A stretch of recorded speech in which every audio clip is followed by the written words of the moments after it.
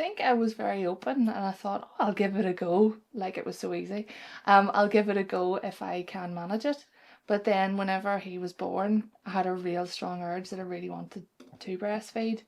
I had some lovely support in the hospital.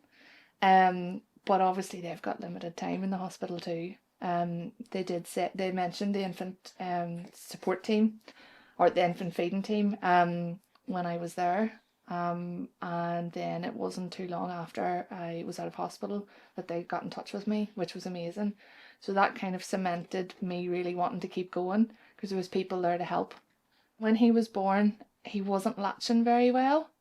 Um, and I needed help to get him to latch. Now he was a lot smaller, so I'm finding that the positions that I'm needing to use are so different from when he was born till now. So this is why I'm still needing help.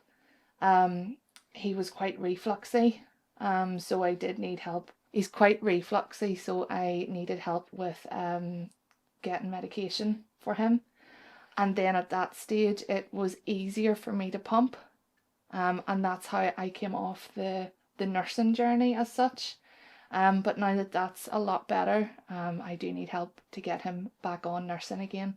The benefits to breastfeeding are huge. So basically, in terms of mum's health, you have reduction in breast cancer, you have reduction in ovarian cancer. It promotes good maternal mental health. And then for baby, it really helps to reduce the likeliness of childhood illnesses such as ear infections, chest infections, gastroenteritis. But ultimately, I suppose for both mum and baby, it really promotes those really loving relationships, so that closeness, that bonding, which is ultimately really good for promoting positive infant mental health.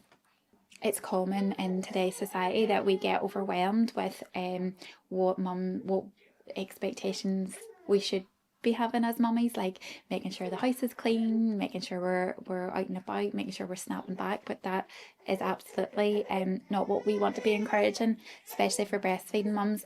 All your baby needs for is you, basically, in those early weeks.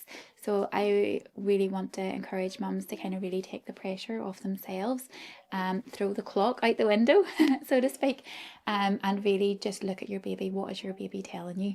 And so any early cues, any indication that your baby is hungry, you're just lifting them and bringing them to the breast, because exclusive breastfeeding from the start is kind of the best way to kind of sustain your breastfeeding journey. The peer support service was amazing.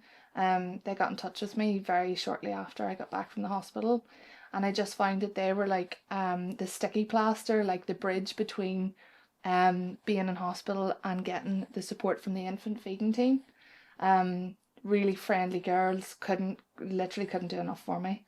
And I was really, really grateful for that help. I think that just it would have been very easy for me to give up on the journey. But that I had that support there, that's the reason why I kept going.